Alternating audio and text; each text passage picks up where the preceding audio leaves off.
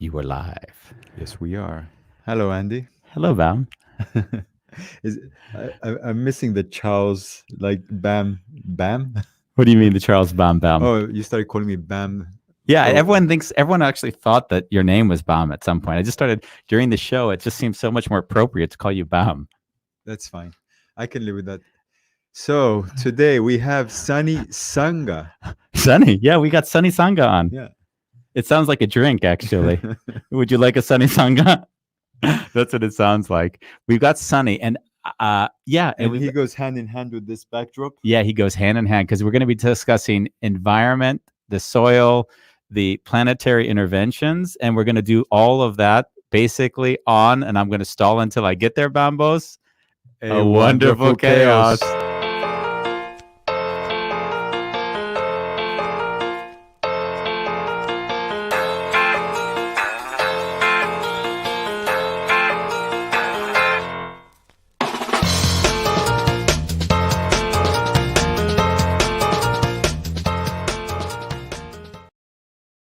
So we are here with Sunny today. Yeah. And I always like to do a little preamble before we bring someone on. Yeah, please do, because actually I didn't see anything from him, so I'm Yeah. coming like a blank piece of paper. Yeah, well, Sunny is he kind of has come as a replacement, but I actually feel like he's an upgrade. But we won't tell Josh that. No, we will not, because basically we're supposed to have Josh Whitten on, and Josh Whitten, he's done the entrepreneurial thing. He's gotten a lot of exposure in the world for his work with this transloc. He's an impressive character, and then through him, I met Sunny. And it's very infrequently I have such a aggressively strong reaction to someone I haven't met.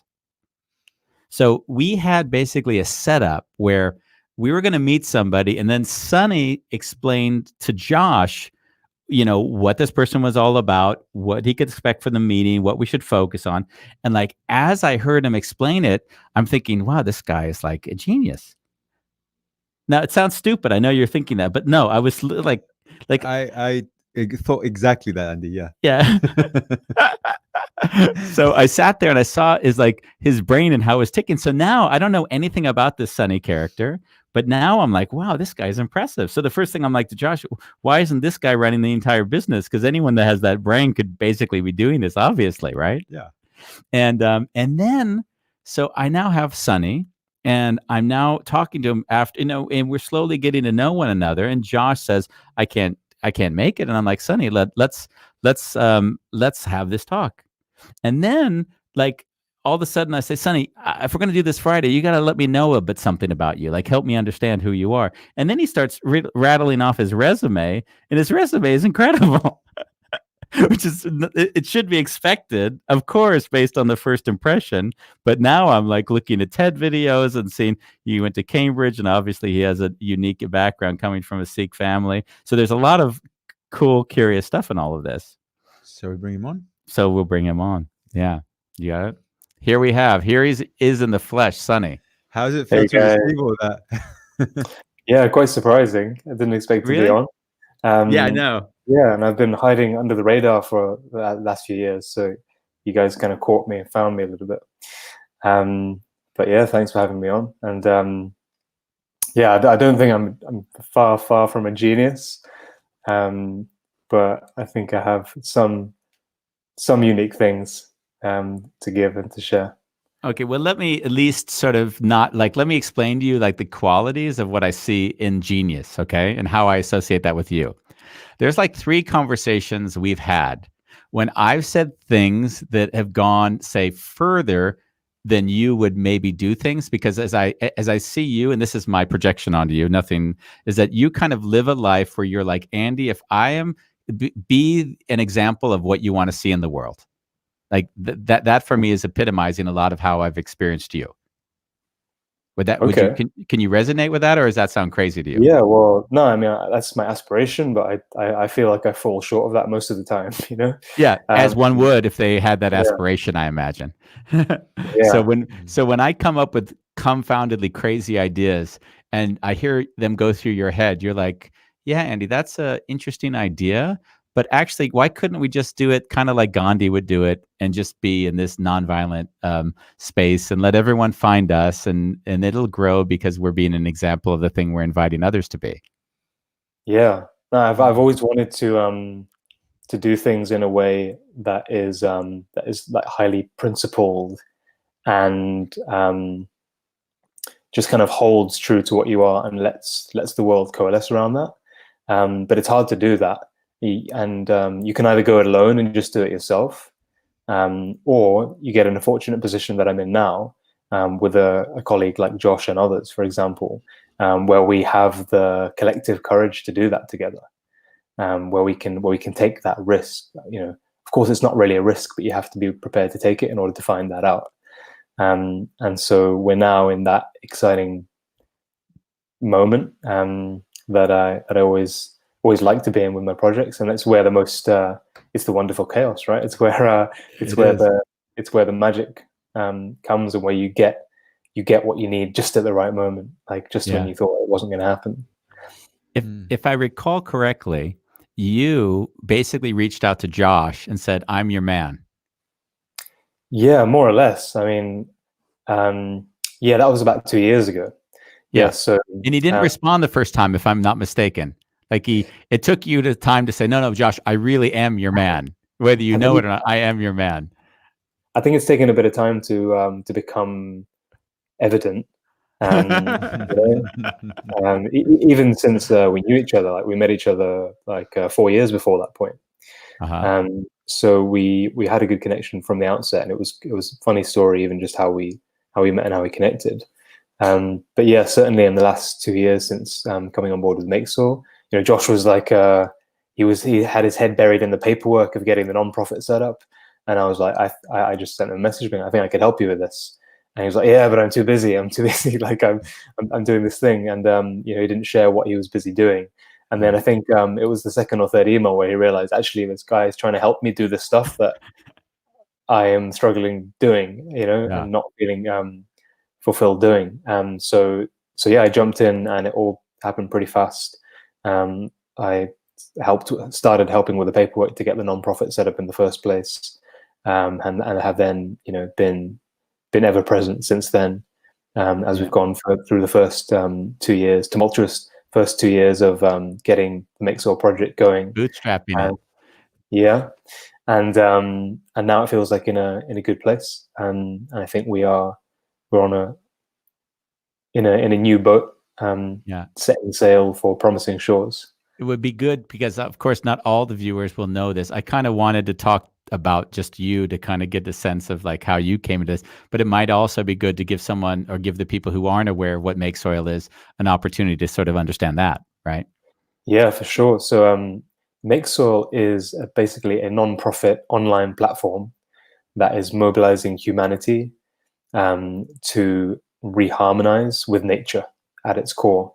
And we're choosing to do that through the simple, humble, yet profound act of people making soil together at a local level, which is a regenerative experience that is immediately accessible to everyone on the earth. You can contribute 3 times a day every time you scrape a meal away. And not only does that give people this kind of magical experience that reprograms them for earth empathy, where there might have been earth apathy there before, it also has just kind of mundane but important practical benefits, like it captures carbon, it reduces emissions, it builds community, it connects neighbors, and it happens to provide the soil that we need to enable millions of new local food gardens every single year. And that is a really profound thing for changing our economic system, our political system. And so it's taken me time to really wrap my head around all the amazing potentials of Make Soil. And it was Josh that perceived all of that. His one of his great gifts is kind of long-term perception and vision. And so it's one of the very few projects that someone else created that I've been able to get behind. Yeah.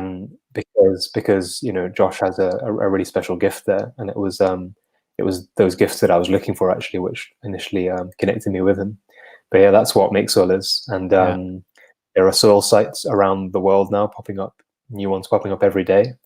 And soil sites are places where soil makers receive scraps from neighbors, and they turn those scraps into soil. And I assume Murray, I don't have my glasses on right now. Nook. She's somebody that's probably doing some soil making herself in Dubai, I'm guessing. Yeah, that's right. Marie's a soil Dhabi, maker. sorry. Yeah, she's a soil maker there. She's working with nursery kids, wow. which is really, really amazing. Like really young kids, getting them. They take their food scraps every morning. They put it in the garden. They compost them. They test the soil.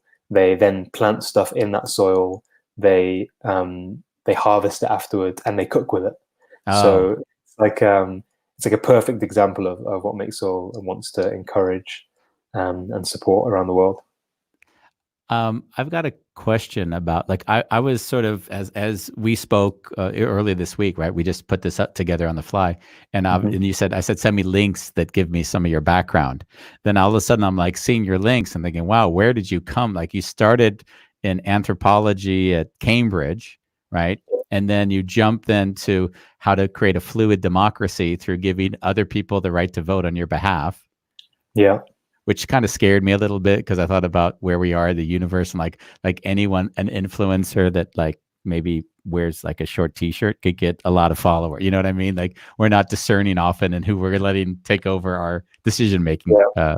But I loved it nonetheless. And then I'm thinking, so how does it, like, that you go from anthropology into politics, and then you also mentioned you went into education and saw that was a struggle. So how do you, like, what took you on that journey to go from sort of what I see you doing is taking on meaningful projects to you, and then how have you been guided in that way? Yeah, and my core question ever since I started thinking and reading at the age of like 12 or 13 seriously was like how to make life way better as fast as possible for as many people as possible, more or less, you know. And that took me in a number of directions. And anthropology, you know, I had a very academic education, so I had to go to either Oxford or Cambridge. So I chose Cambridge because my brother was at Oxford, and I had to pick a subject from the list they had. So I chose anthropology because I thought, okay, I'm going to be able to study society. I'll see how society works, and then I can try and make it better. It turns out my professors weren't very interested in that. They were interested in just, you know, writing and thinking and commenting about it. So after I left university, I was like, wait a minute, like the whole education system that I've just gone through, despite having had the best education possible on paper in many ways, was unbelievably useless. Like I was like, what, 21 or 22, and no one had ever asked me the question, like, so what do you want to do with your life? What is meaning for you? Not one teacher at any point, not even in like these kind of extracurricular sessions. So my brother had a similar experience, and so we thought, okay, as many people have thought, education is the way to change the world and make it better. And it's really messed up, so let's do something about that.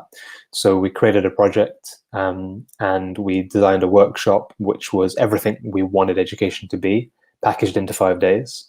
And so it was self-directed, it was real world, it was holistic, and we focused on personal development, communication skills, entrepreneurship, and technology in the sense of how the world is changing. And we took this course, we started it in our hometown of Birmingham, and then we took it on the road. We went all over the world to Dubai, Singapore, Hong Kong, India, and ran that as a business for a few years, basically. It was around that time that I was on the side looking for pragmatic utopians with another side project that brought me into contact with Josh. Okay. So these several threads were running together. Basically, but long story short, I was in education, and we tried to progress with that and change how education worked, but ran into roadblocks because of the way government worked and the way politics worked. And the government has a monopoly on education, and it's hard for new entrants. And so we tried to create a university, in fact, in England, and ended up going to the highest level. We met government ministers. We met the university's minister, and he said, "Great, go ahead."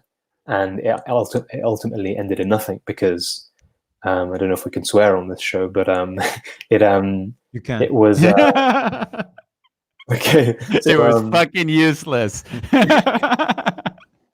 yeah, I'll spare our more sensitive listeners, but let's suffice to say that on the train back up to Birmingham after the trip to Westminster, I was fuming just about how just the inadequacy of our political system, meaning that local people with great local projects can't bring them to bear if they are radical enough. And so that got me very fired up about politics, and I created a political project, became the first ambassador for the Democracy Earth Foundation, and was promoting liquid democracy, and put together a volunteer project, and we tried to take over the local government in my hometown of Birmingham, basically, through a people-powered campaign. It was called People Power Brum, and Brum is the nickname, the kind of affectionate nickname for the town of Birmingham, city of Birmingham, I should say. And so that project was a really interesting experiment, totally failed by the conventional markers, like we didn't win the election, far from it. But for me, it was a really interesting experiment because I dipped my toe and saw how that worked. You know, I'd seen how education worked, and now I've seen how government and politics and elections worked. And all the time, my thinking was evolving on this, on where I wanted to apply my efforts. And then I've always thought that, you know, ultimately it's on the kind of individual consciousness level at which change will happen. And so I'd allowed myself to play with other things while knowing that. And then so I felt like the next step to me was to basically do something which addressed things on that level, the personal, experiential consciousness level, and something about direct action. And so it wasn't actually Mixel that I was thinking of at that time. You know, I was thinking like, am I going to do something more explicitly spiritual? You know, that is really talking to that directly, which is my true belief. I think is the most direct and powerful way to do it. But actually, as it happens, you know, life has directed me towards Mixel, and it makes total sense for me because, in my mind, God and life are effectively interchangeable terms. And what we're trying to do with Mixel is create ecosystem consciousness in people and scale that up and spread that.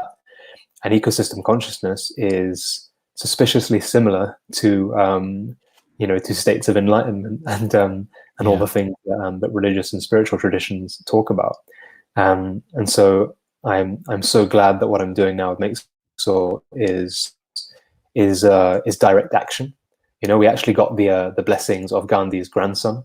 And he said that Mixel is legitimate satyagraha, you know, like Gandhi's principle and technique, because it's immediate direct action. Anyone can take it right now. You don't have to wait around for your, you know, for government or for corporations or anything to act. You can do it right now.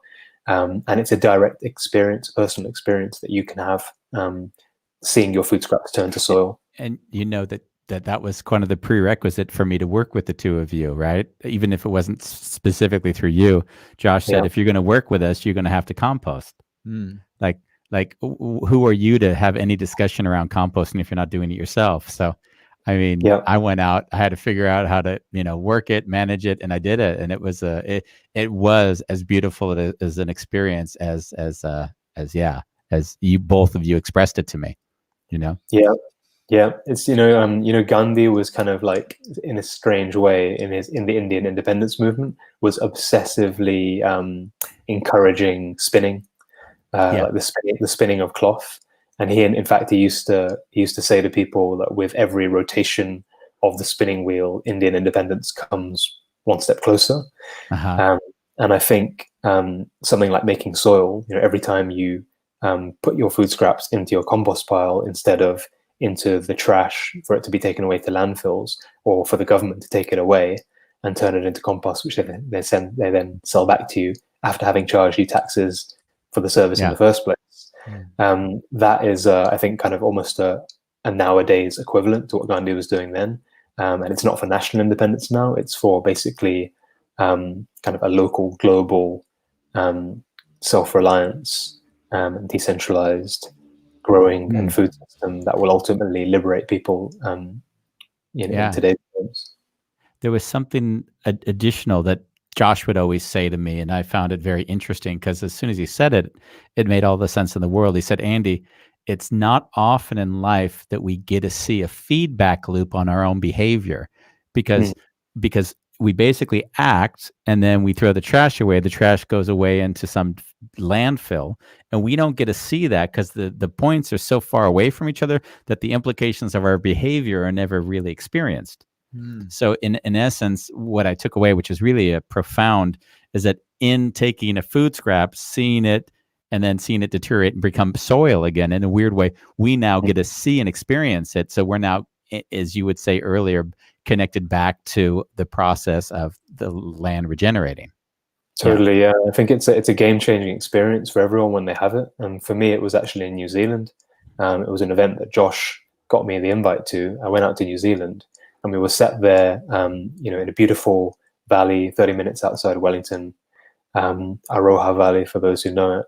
And we were eating delicious, nutritious vegetarian food. And then the co-founder of the event stood up and explained how the composting toilets we were using every morning, that composting process was being used to feed the gardens and the lands which were producing the food which we were then eating, and that it was participating in that experience for me that first kind of just clicked that for me. And it taken 20 something years for me to have that experience, and then I went back into Wellington, and I could see the sewers underneath the pavements. I could sense them, and I could see the Domino's pizza and how crazy that is. Although I used to enjoy those pizzas, and it just the absurdity of how our life currently works. And then quite quickly I'd forgotten all of that, because you go back to the default world, and you just you lose that. And so I'm so glad to be in the countryside now, where I can connect with nature more. But we need to find ways that wherever you are, you can have that connection with nature. And making soil is I think the most accessible, most universally accessible, immediate one to do that wherever you are. By the way, you said like 3 things that I didn't want to interrupt, so I've been jotting notes, like not looking at them. Like there was something you said, and and you just jumped over it, but it was really curious to me. In some ways, I hear in how you speak about your university experience and everything after, it was clear to you that you were going to have a life where you gave back and you gave people an opportunity to experience more from their lives by kind of rising up to another level in your own life. Yeah. And what was the, like, where did that come from? Like, where did that start in you? I don't know really, but it's not even necessarily for them. Like for me, it's just like, it just feels good and right to be working to help myself meet my needs while also helping to serve the needs of everyone together. Like I've just never been happy not making progress towards that. So I can't really. Maybe would you equate it with your religion or with your parents and how they raised you, or maybe just a bit of all of that, or was it really just something?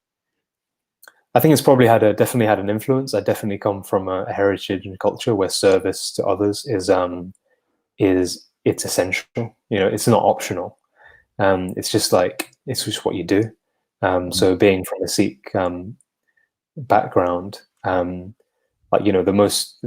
thing that Sikhs are perhaps most famous for is langar, which is giving free food. They feed the community themselves and they feed others, and it's just part of the culture. Yeah, is part of that culture also humility? Because that's always what I've experienced in my contact with you. Well, yeah, I mean, if you speak to my wife, she won't necessarily agree with you. Get her on the call. Let me talk to her. Like being with you, I really sense this calmness. Yeah, like it's really beautiful. I'm just witnessing you. Yeah, and the way the words unfold, it's like I don't even see you being in your head. It's just like really coming from deep inside. Yeah. Yeah, thank you. Yeah, I'm not humble. I'm calm. So Relatively calm. I'm great. I want to hear Sunny say, I'm great. The whole world can go to shit. It's all about me. I can say the first part, but I can't say the second part. Ooh. I'll Don't happily go say I'm great. there. Oh, like Yeah. Sunny, so besides your background and looking after the whole world and trying to bring awareness and make a difference and impact, how does that reflect on a very micro level in your own life? Yeah, that's a great question. Yeah, I think the things I struggle most with are just the day-to-day realities of being married, being a husband, being a father with a little girl who obviously requires lots of attention, and yeah, just managing to like take care of those basic duties. Like after this call is finished, like I'm gonna go and take Ozana, my daughter, because I usually take her for longer in the afternoon that I have because of this call. So it's just that kind of thing. It's just being on it, being like living up to your duties on a day-to-day basis, and when things go wrong, like trying to take responsibility for it, not blame others, remain calm, because even my wife would even dispute that I'm calm. Yeah. So it's very easy to. I kind of like your wife now. Yeah, you say, honey, I don't want to take out the trash. What do you mean? We don't have any trash. I like, sorry for this question, but when you're talking about the mundane things of your life, I'm kind of missing the excitement as opposed when you were talking a little bit more about what you're bringing to the world. So I'm wondering, are you happy in that department? Yeah, I think I'm happy. I definitely think I enjoy, the world saving, podcast interviewing side of things more, because it's kind of it's like it's scintillating to the ego, and but no, but I wouldn't say happy doing the other stuff, but like I'm fulfilled in the sense that I appreciate the responsibility in it, and feel good about like taking care of that and doing those things. Yeah, but this stuff's certainly more enjoyable, I'd say. You haven't got to our real questions yet. Give us a minute, then you'll say, "Get me off." I've got like there's phrases that you stated that were really I'd never heard them before. And I thought, wow, I love that phrasing. You said you called pragmatic utopian. Where did that come from? I think I made it up. I was basically, yeah. I mean, it's just put two words together. But basically, when I left university, I somehow figured out that those were the kind of people that I wanted to connect with, and I created a project around it. And I literally went searching through conversation to conversation. I was looking for a particular kind of person. I was looking for individuals with the insight and the foresight to imagine fundamentally and better ways of living, and with the drive and the capacity to create them. And that journey I went to about it was quite a magical year or so, where I got invite after invite, lots of free gifts and experiences and opportunities, and I went to about 13 different countries in the space of about a year, visited different projects and communities, and one of the people I met during that journey was Josh Witten, the founder of Mixel, on the landing of a co-living hotel in San Francisco. And having met all those people, and then also, a few years have unfolded since then, and seeing, what they've done and what I've done and reflecting on things, I could probably count on like less than one hand the number of people who actually I could say fit those criteria, meet this criteria. Josh is one of them. I met a lot of people in that year. Like I was networking like crazy, just like searching, and I'm quite exacting in kind of like my standards as well. Not to put myself above anyone, but just I was looking for, like, all my heroes are, very few of my heroes are living, and so I was really looking for, like, who is there that I could I can get behind, Yeah. that I could work with, perhaps. I would say share values. I mean, Yeah. I know of myself, I don't have a lot of people, I don't have a lot of friends. Just because it's like, half the people that I'll be around, I'll be like, hold on, either I feel more connected to myself when I'm with you, or I'd rather be alone. Yeah. And in some ways, the people that I feel like one to be around, they actually don't have to be any type of person, but they have to be really comfortable with whoever they are. And there's something totally about that. Yeah. Yeah. And I wasn't even looking for friends, I was quite like, I've been quite serious about how I approached that, and wasn't really interested in like the social element of it, although I appreciate the friendship I have with Josh immensely, and with all the aligned friends that I found in that journey. But yeah, that's pragmatic utopians. That's what Josh is. Yeah. That's what I like. Yeah, it's great. I love it. I see it. I mean, when you said it, I immediately knew what you were speaking to, but I'd never heard it phrased that way myself, which is really cool. There were other things you said. Do you have any questions? Sunny, you talked about failures, and you didn't even flinch when you even said, I failed at this, I failed at that. But it just felt for me that because you're looking to give, like, there's a kind of penetrative energy, which, okay, this doesn't work, it's like a plant actually just finding its way to the sun. It just feels like it can't be beaten. At least that's the metaphor that I get when I hear you speak. Yeah, I think so. I think all the failures that I've had were just they were stepping stones.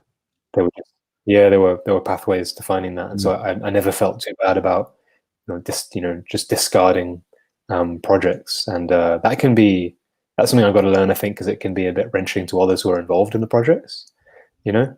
So when you're leading a project and you're saying, like, you're really excited about something, you motivate people to go somewhere, and then all of a sudden you're like, I'm done with this, I've learned the lesson, I'm moving on to the next thing. Yeah. That is it's not the most graceful way of behaving, and I've done that a couple of times. So I'm taking that lesson as well, I think, into what I'm doing now. And I think this is good in the sense that what I'm doing now with Mixel was not my idea. It's perhaps the first time that I've really just, like, in service, gotten behind someone else's idea. Wow. And that was really powerful for me. In fact, my previous project, the political campaign that I ran, I had someone do that for me. Basically, he said, like, how can I help? He was like the number two, came on board and really enabled the project. And what he did for me, I basically applied with Josh and was like, just put myself in service of someone else's vision and someone else's project, which I think is necessary sometimes. I think that, I was just thinking, it makes me emotional when I think of this, because in some ways, I was a director in this company for a lot of years, and in that I formed but I did form the ego that came with the sense that people thought me to be important. So in some ways, I only began my own real development when I dropped that and actually worked in service to another individual who had an incredible vision.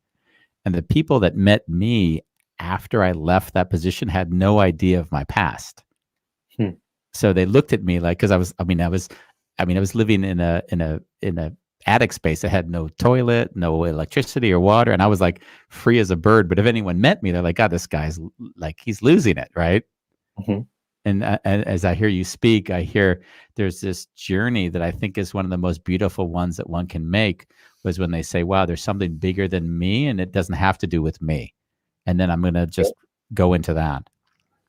Yeah, totally. Are you saying that people thought you were losing it when you were? Oh yeah. When you were working for someone else. Well, not when I was working for someone else. You got to think I was the director of a computer company in the it was in Austria at that time, and I lived in the best district, and I had all this. I sold everything I owned. Like, I literally sold everything I owned. So I was now a suitcase and an attic, and like I was happy, like you couldn't believe. But Yeah. imagine everyone who knew me when I was the other type, right? Like they just saw the shift and said, okay, who is the other guy, and what happened? Like a lot of people wanted me to be the computer guy again, because they felt more comfortable with that version of me. Mm. And and what I'm hearing in you, and I have it from Bambos as well, because he's a big inspiration in that regard, is that this total, like, I will go in service to something bigger than myself, and there'll be a fulfillment in that you can't explain to somebody else, because it's something so deep in you that gives you it gives you meaning. Actually, I would say that's what it gives you. Yeah. Yeah, I think so. And I think if you want to be a movement builder, which I do, and be a great movement builder, then that is essential, because as a movement builder, that's what you're asking of other people. Yeah. You're asking, like, get behind this movement that is not yours, that you didn't think of. Get behind it. And so, in a sense, like, can you really do that powerfully if you're not prepared to do it yourself? Yeah. And probably be not. the change you want to see in the world. Yeah. Yeah. Yeah, I totally in agreement with that, for sure. Yeah. In fact, that's how all my work is. So I can understand. Like I always say, why would I teach? I'd rather be the behavior I'm asking you to see, how are you impacted by it? And then if you're impacted that way, why wouldn't you just see how that is for you if you tried the same way? Yeah.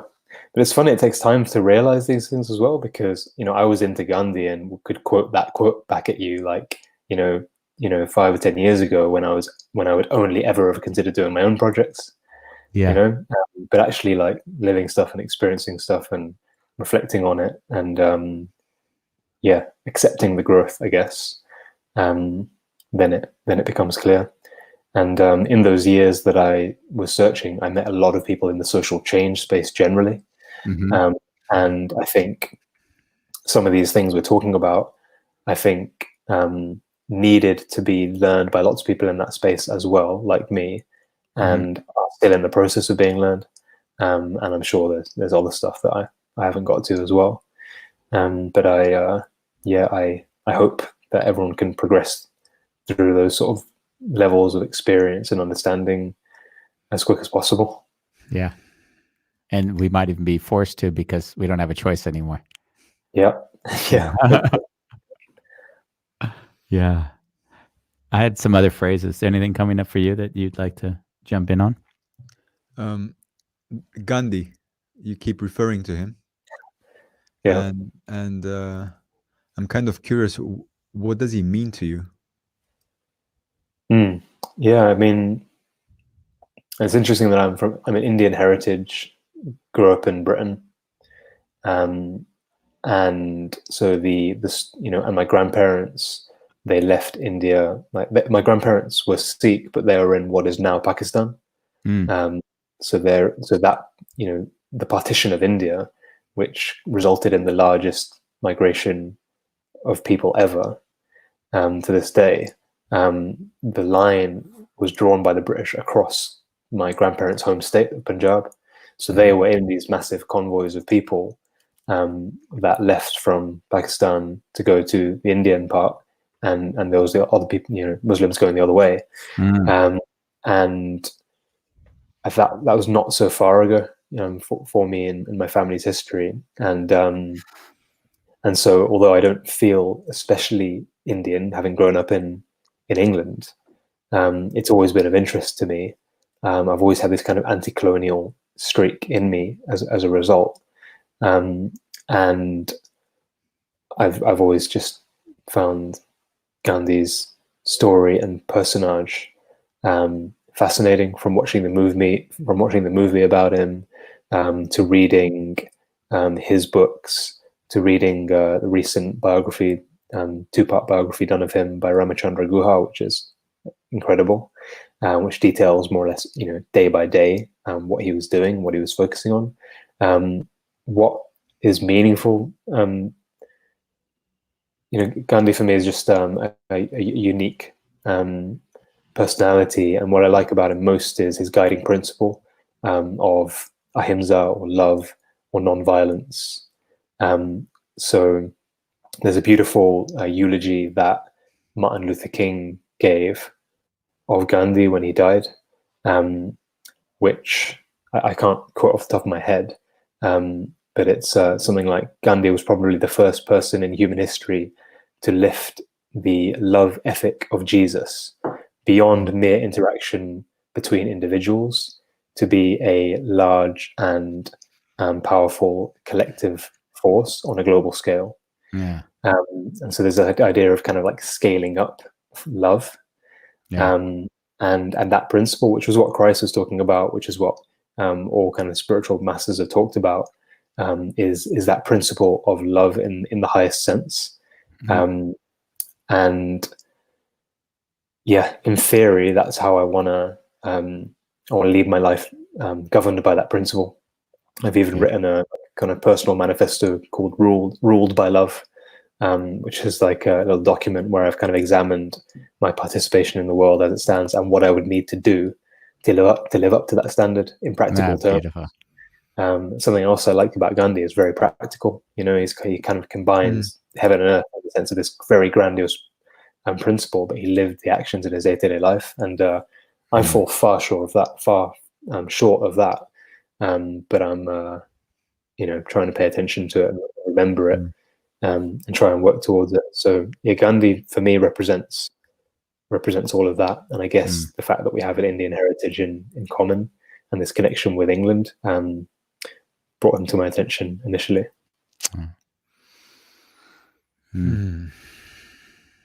It's funny because, I mean, I see the older I've gotten, like love is sort of can be almost the answer to any question I get. So, and I also see how hard it is for people who have a very determined nature to see that that's an acceptable answer. Like, it's like, no, there must be more. There must be more. It can't be love. No, it can't be love. Yeah, I think that's where like what I've grappled with is like experience convincing people over words and thought. Because when you look at the world as it is and people are arguing and there's like different labels and it's just pretty ineffective conversations going on all around, people making enemies of each other. And I just I thought about times of like stepping into that arena and arguing along with that kind of stuff, but it just feels futile because the mind is very tricky and very powerful, and I think it's more powerful now to just work through experience and encourage people into experiences. I just dropped in the make soil, by the way, just to go to in a sec. I deal with it with sarcasm. What do you do with Sonny?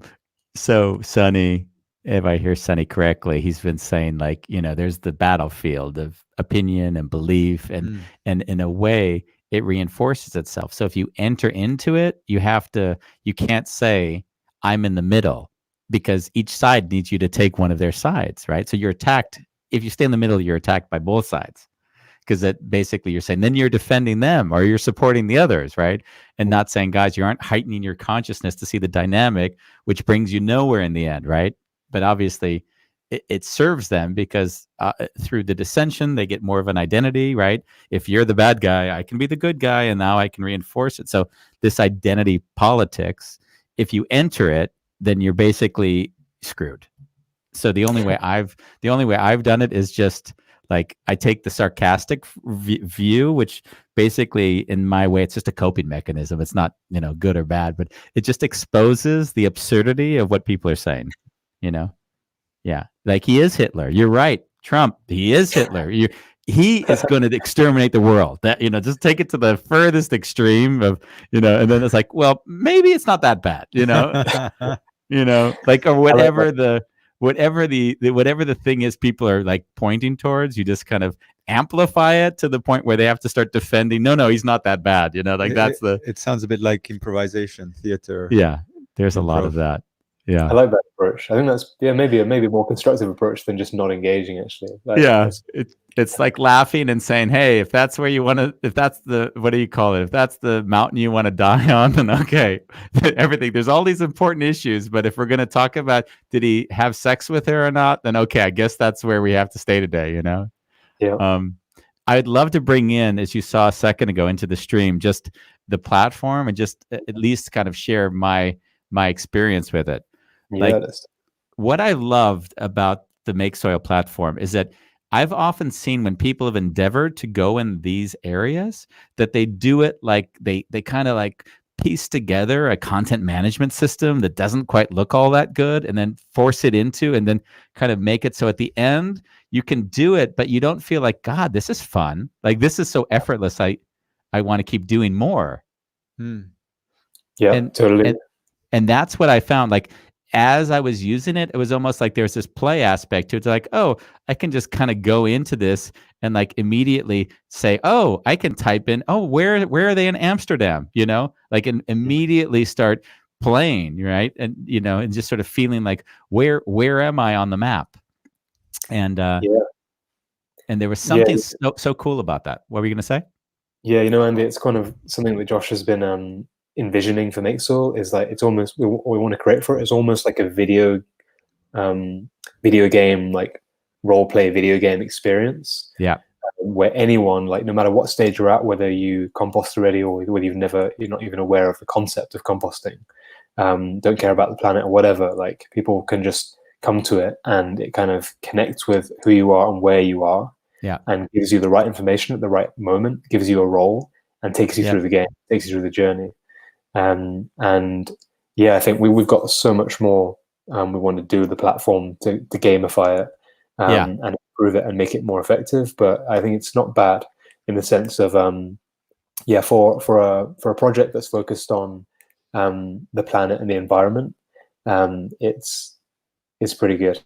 Yeah, I mean, sorry if I can jump on, just because I want to show like if I go to like even a single, like I'm just poking around and clicking on sites, right?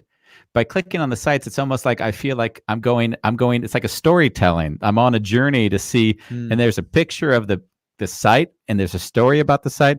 And then there's just that simple, like what do we accept? What do we not accept, right? It's just so, it's like, these are the basic things that are so cleanly and easily done that it's almost like, oh, I understand it very fast. No one has to explain this platform to me. I just go there and figure it out by playing. And yeah, that's something that I find so cool. It feels like instructing a 5-year-old. Yeah. And I'm sorry, what were you going to say there, Sunny, before I interrupted? Yeah, I mean, I think that's, I think that was all good, but I think like the initial framework site was conceived of by Josh, and it's there, and it's working very well, and there's just like, we can't help but look at that and think like, but we want to do this and we want to do that. And this could be so much better, because we really want it to be the website to function as a device that gets every single person in the world participating as a soil maker or a soil supporter. And there's so much clever stuff you can do. Like, imagine an online platform that is a non-profit, and its algorithms are used to bring people together to regenerate the planet. Yeah. Rather than YouTube or whatever, like spinning you off into political fringes. That's what we want to do. I apply software in a smart way for that purpose. It's sort of funny because as you speak now, I laughingly hear the extension of the whole journey through anthropology and then politics, because in a weird way, this is so anti-establishment, and yet it isn't. Yeah, no, totally. Yeah. I think for me, a big part of it is, when I was in politics, I wanted decentralization. I wanted the decentralization of political power. The fact is that you can't have that without the decentralization of economic power. Yeah. And that's what Gandhi's essential thing was as well. If Gandhi told the Indians that if you want to be free from the political grip of the British, then you need to have economic self-sufficiency, and what he called Swadeshi, which was what all the Indian-made cloth was about. What the spinning was about. It was about self-reliance and producing your own stuff.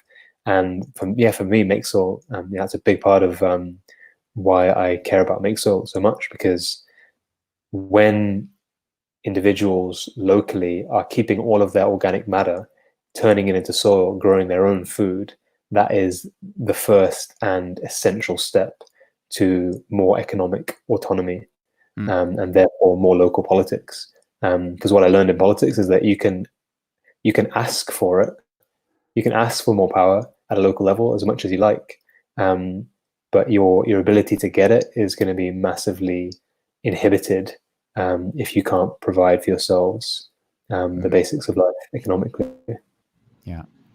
I'm working in education with this thing, Start Soul, that I mentioned. If people don't know it, then it's Sugata Mitra, who's also Indian, quite interestingly, and distributed education systems where basically people independently can start educating themselves just through engaging in wonder. Just wonderful concept. Just create wonder and then allow people to evolve from wonder. And I hear it the same similarity in the words that kind of jumped in my head as you spoke were hacking the systems. And we've done this Start Soul in especially in the Ohio area, but we're also broadening it throughout the world at the moment. And it was the first time I realized how similar these two projects really are. And that it's basically empowering a local person to take their own control over their own destinies, more self-directed, and you get the power over your own life back in a lot of ways through these type of actions. Definitely, yeah. And I think all of these things overlap, and I haven't left behind my desire for a more decentralized political system or a more decentralized education system. I'm just trying to find where I can be of most use applying my efforts. I really like the Start Soul and Sugata Mitra model of doing education that way. And I really wish for things to go more in that direction, kind of like small local kind of almost homeschool networks. Nice. Where kids are still meeting each other, but have a much more freedom than you do in a rigid curriculum-based, school-based education system. I'm working to start a school now in New York that does this. Wow. You don't know about this. No. And if you'd like, then I'd like to have us talk offline with you, because I'm sort of got 3 or 4 incredible minds on this subject at the moment. It sounds like yours would be a really great addition to that. Yeah, I would love to know more about that. I can't help but be interested in that still. Just last week I was advising someone that wants to do something different in education as well, and it so needs to happen. And I think now, because I'm so busy with other things, all I can say to myself is the way I'm going to support it is the way I educate my daughter, and how we approach things with her. Like what kind of school we send her to, whether we send her to school, those kind of things. Like you can kind of contribute to the system in different ways. Not necessarily as the entrepreneur doing it, but as the parent buying into a new way of doing it. Yeah, and there's a lot of, as you know, once you get into education, the government's getting involved, so it really gets complicated if you want to do it on your own. I mean, that's going to be a fact of the world we're in at the moment, of course. Yeah. We've got coming up on about 5 minutes with you. So I'd love to hear if there's things that we haven't asked you or things that you'd love to share or talk about in our last remaining moments together. I think we've kind of gone through my life story so far fairly well. Nothing off the top of my head. No, I mean, I can ask you 2 or 3 questions for sure. I just like to leave a little bit of space there, because who knows? You might have said, "God, I really wish I would have talked about that," and I didn't have the space to, because I didn't get any free time. Yeah, I appreciate that. I think I've taken most opportunities to share my life philosophy. Yeah. In some ways, I kind of gleaned it, even if we had never spoken about it, only because of how you were interacting with me. Yeah, sure. I guess there are some things on my mind which perhaps I can take this opportunity to talk about. Yeah, please. Because they don't often come up, and I wonder, and I'm curious to know why they don't come up. So I read a book by Leo Tolstoy called "The Kingdom of God is Within You," which is not that much about spirituality. A lot of it is about the state and violence and politics, and the religion, the church at the time. And he kind of talks about this phenomenon whereby non-violence throughout history just kind of doesn't register. Like very few people talk about it, anyone who does talk about it is kind of just weirdly ignored, not necessarily suppressed. But I think there's something going on that he's talking about, that it's in the collective unconscious, the true meaning of what it means to be nonviolent. The ego just doesn't like it and just tries to avoid it. So I'm going to try and play the role of like of countering that.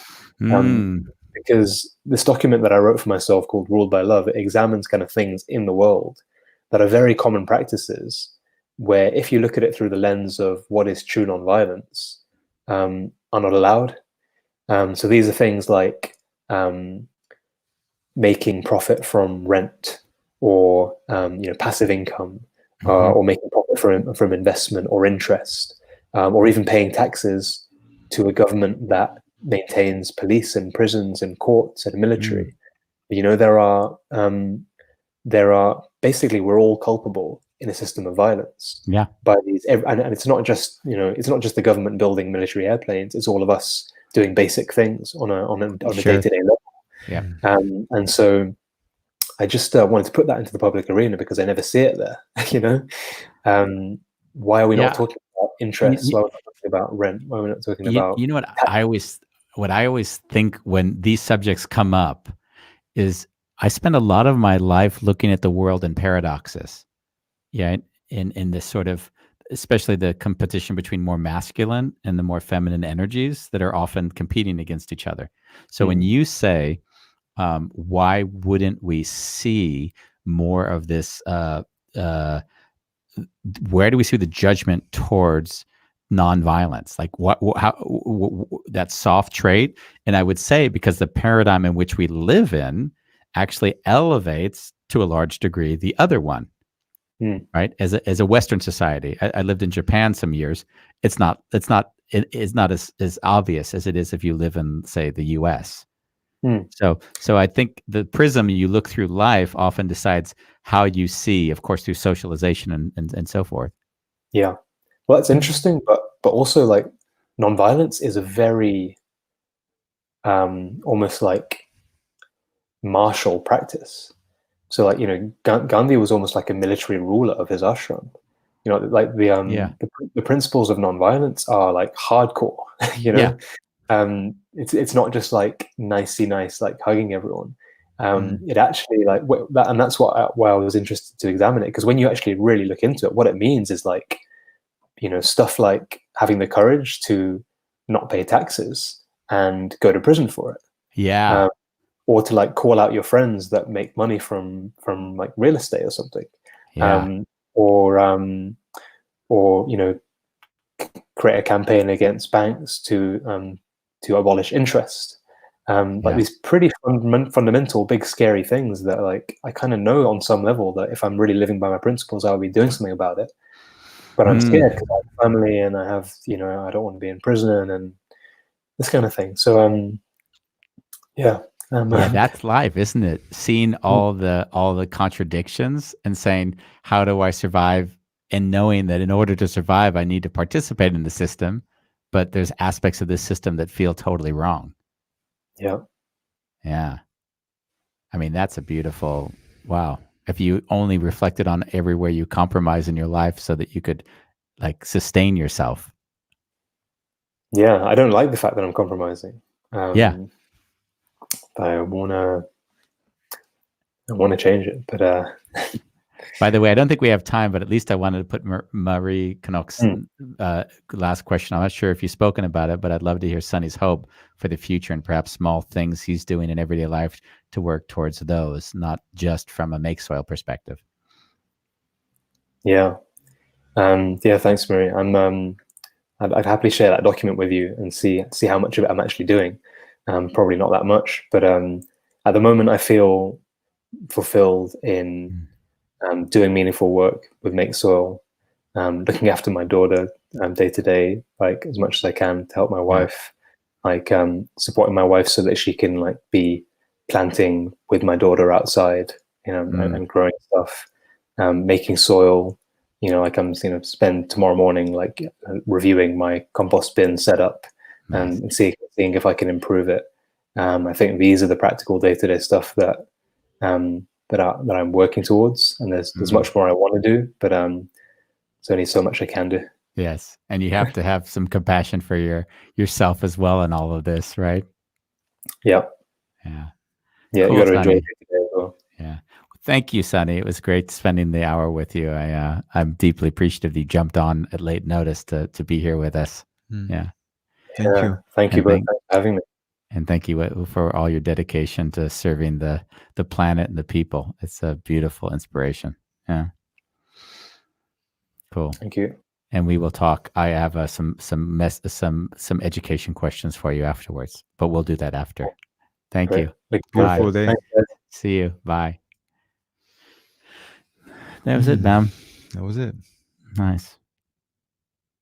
It's incredible to get on and get a sort of see where service leads people, you know. Yeah, and he's a rare being. Yeah, beautiful person. Yeah. Do you have anything to announce?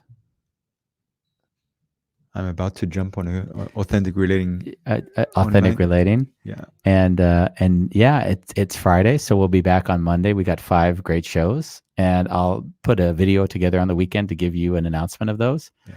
Including on Tuesday, we have Jan Six, who's quite a well-known commodity in the Netherlands. So it'll be fun to have him on and talk to him about finding a Rembrandt. So thank you all for being with us. Yeah. All the best, everyone. All the best, guys. Great Bye-bye. weekend.